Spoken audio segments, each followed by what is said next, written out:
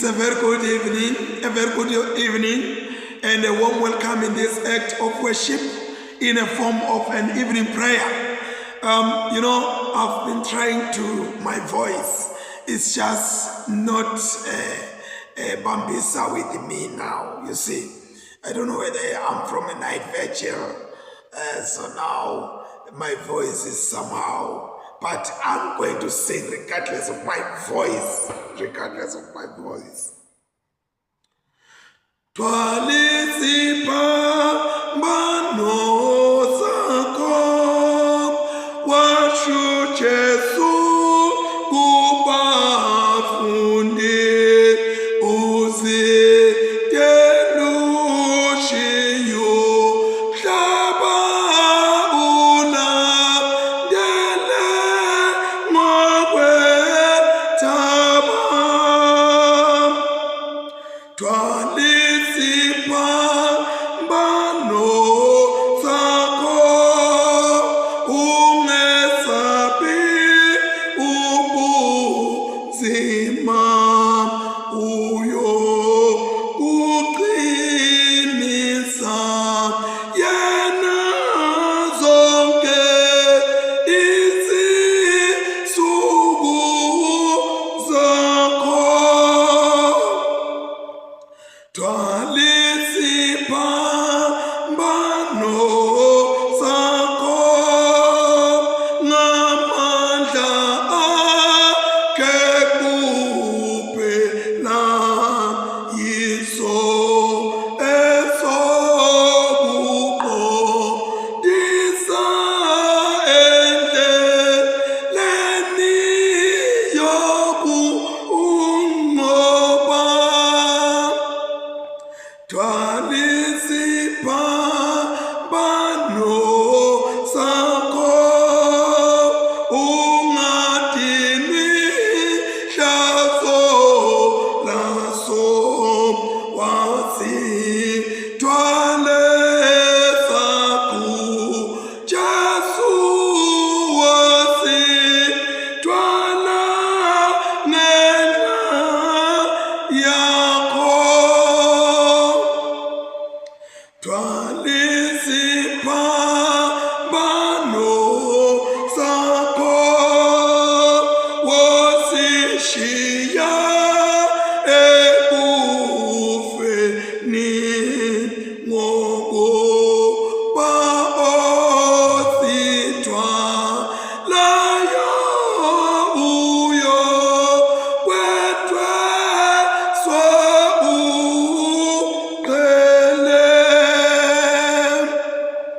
Ngosi enqoba zithathu sithwali sisibhamba nosiphukuba nawe kaya lapho kungafiwa khona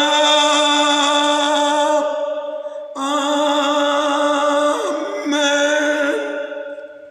Let us pray. Wena nkulunkulu uyaphila ungisokulunga uyingqalabutho ungovuke ekufeni unqoba ukufa waze wasipha ukunqoba lokungokwakho Nkosi nkulunkulu silapha emhlabeni sibabakho Thixo sizixaka zakho Thixo ngamandla onke wena onguThixo omkhulu onganakufihlela nto othi ekutshilekeni kwezinhliziyo ibisazeka kweyonke iminqweno unguThixo onganakufihlelwa nto kwamaxesha anje sithi sigoqa Thixo uhobe kuba akukho ngcingo zimbi na ezinhlizweni zethu uze uthumele moya wakho engcwele phefumlele phakathi kwethu usigezisise sibe ngcwele semukeleke kuwe sibe ngamalungisa akho naKristu Jesu inkosi manje nanini amen. Asihlole sivume amaphutha ethu.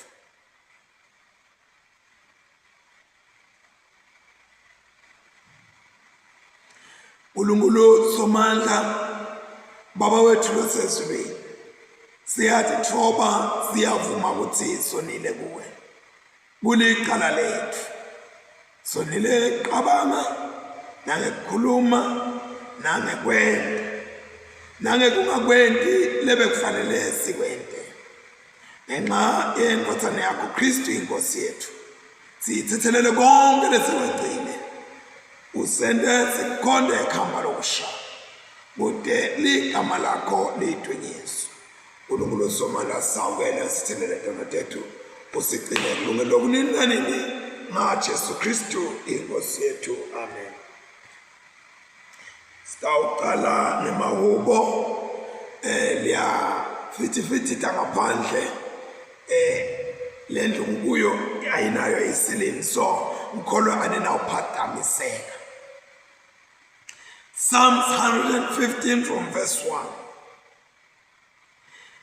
Yenta kungabi ngithi simakathe yenta kungabi ngithi kepha akudunyiswe ligama lakho ngenxa yemusa wakho nangenxa yakwethembeka kwakho. Kungani betive bathi sawushonephi lo nkulunkulu wabo?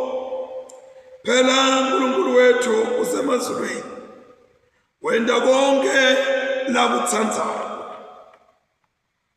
Kodwa tithixo tebetive tendiwa ngesiliva nangegolide dingumsebenzi wetandla temuntu.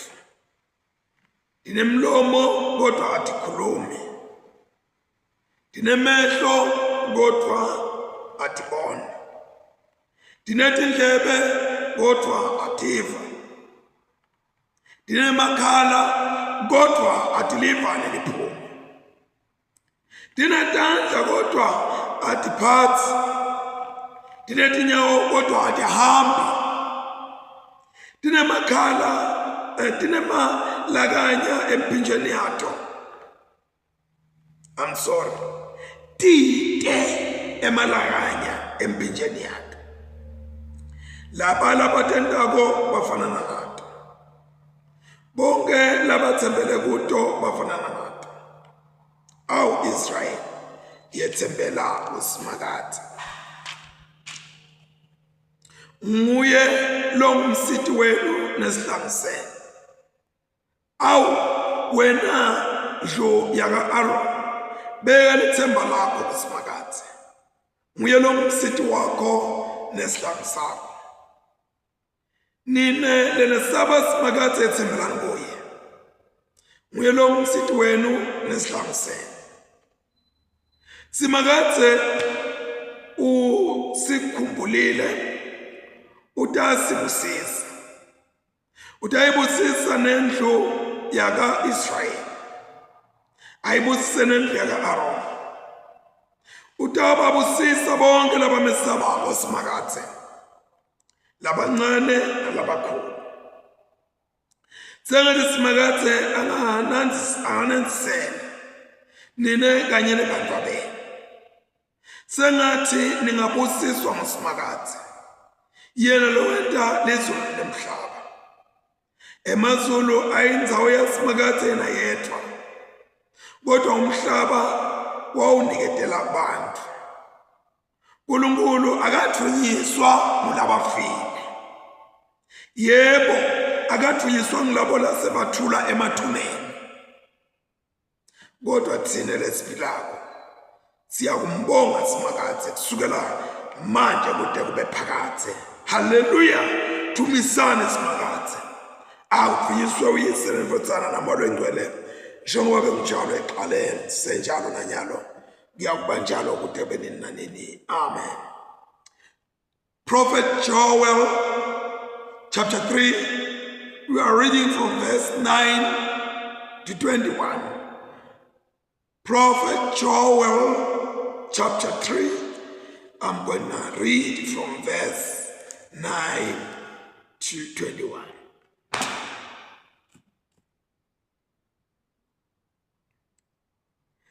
Memetelani naku etiveni, tilungiseleleni impi. Vusani emabutho, emasotsha akasonzele ate uhlasela. Fulani emakhuba abetingemba, netikelo tekutsena tihlahla, nitende tibe tikhala. Ngisho nalobuthakathaka akathi nginemandla. Sheshisani nite nonke ninetive, tindzawo tonke nihlanganele lapho. Awu simakathe yehlisa emabutho akho. Tive ativuswe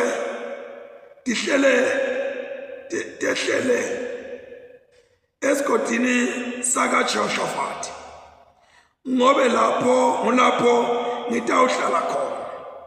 Ngitakwehlulela tonke tive leti kuleyo ndzawo. Phakalisikela usike, ngobe sekufanele uvume. Wota ugqobagqobe emagelebisi, ngobe litshe lekuhlutela seligcwele, nemiphanza seyigcwele iyaphuphuma. Bunjalo ke bubi babo. Tikumbi netikumbi esigodini sekwehlulela, ngobe lilanga lasimakathe selisonzele. Esigodini sekwehlulela, lilanga nenyanga kutawuba mnyama, netinganyeti tingeke tisakhanya. Simakathe utawubhodla eSiyoni, abhavumule eJerusalema. Umhlaba nesibhakabhaka uthuthumele, kodwa simakathe utawuba siphephelo esiveni sakhe, abe inqaba yesive saka-Israyeli. Niyawube seniyathi ke kuthi mina simakathe uNkulunkulu wenu ngihlala eSiyoni, indzaba yami lengcwele. iJerusalema iyawuba ngcwele, kude betive labayawuphenze bayihlasela. Ngalelo langa titsa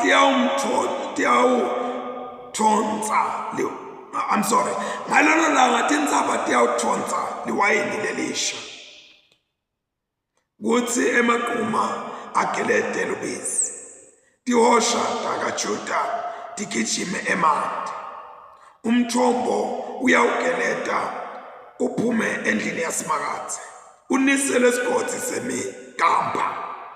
Kodwa iGibhithe iyawuphundleka ibe lihlane, i-Edomu ibe lihlane lelingenalutho, ngenxa yobudlova lobentiwe esifeni sakaJuda.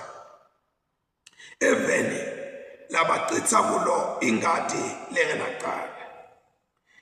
Live lakaJuda liyawuhlala lakhelwe bantu phakathe naphakathe.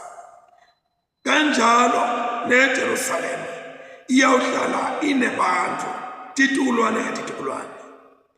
Liqala labo lengadi lengisengakali thethelele, ngiyawulithethelele. Simakathe uhlala eSiyoni. Siphela lapha sifundo seqala. Sifundo sesibili siphuma eTestamenteni lelisha, sibhaliwe encwadini yevangeli Mateyu sahluko 16. We are reading from verse 21 to 28. The Gospel according to St. Matthew chapter 16 from verse 1. From verse 21 to 28.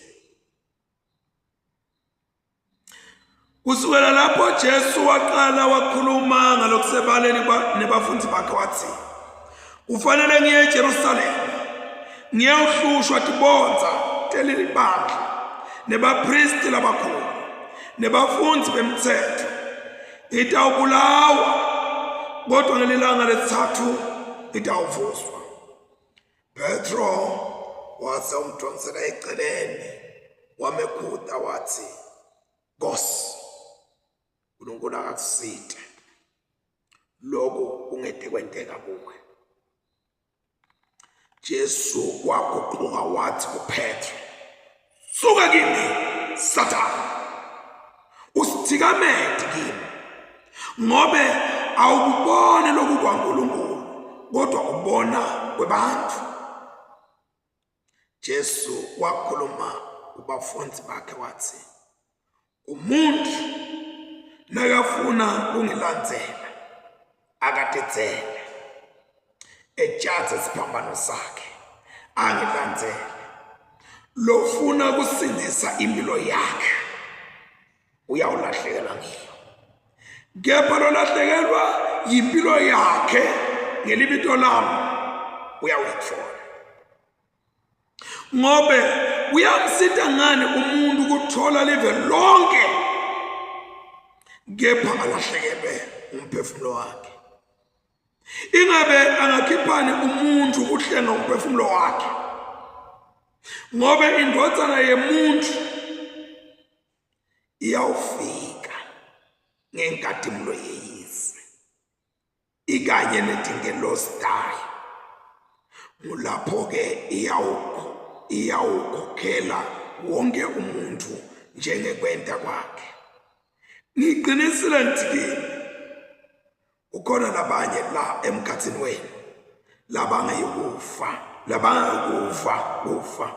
bathi mathe bayibone indodana yemuntu ida embusweni wayo. Siphela lapha sifundo sesibili. Let us pray. God Almighty, our Heavenly Father, it is a pleasant aroma of fragrance